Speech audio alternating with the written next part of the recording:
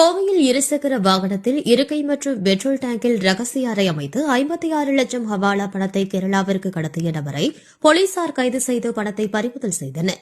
தமிழக கேரள எல்லையான வேளந்தாவளம் சோதனை சாவடியில் கந்தைகவுண்டன் சாவடி போலீசார் இன்று காலை வழக்கமான வாகன சோதனையில் ஈடுபட்டிருந்தனர். அப்போது இருசக்கர வாகனத்தில் கோவையிலிருந்து கேரளாவை நோக்கி வந்த நபர் போலீசாரை பார்த்ததும் வேகமாக திரும்பி சென்றனர். இதனையடுத்து போலீசார் இருசக்கர வாகனத்தில் திரும்பி சென்ற நபரை விரட்டி பிடித்து அவரது வாகனத்தை சோதனையிட்டனர். அப்போது வாகனத்தின் இருக்கை மற்றும் பெட்ரோல் டேங்கில் ரகசிய அறை அமைக்கப்பட்டு அதில் கட்டுக்கட்டாக 500 ரூபாய் நோட்டுக்கட்டுகள் இருப்பது தெரியவந்தது.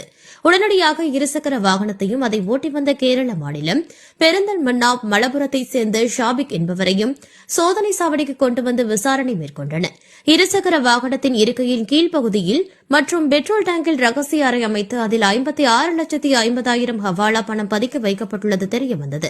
பணத்திற்கு உரிய ஆவணங்கள் ஏதும் இல்லாத நிலையில் போலீசார் விசாரணையில் அது ஹவாலா பணம் என்பது தெரியவந்தது. இதனையடுத்து பறிமுதல் செய்யப்பட்ட 56,50,000 பணத்தை கடத்தி சென்ற கேரளாவை சேர்ந்த ஷபிக் என்பவரையும் வருமான வரித்துறை அதிகாரிகளிடம் போலீசார் ஒப்படைத்தனர்.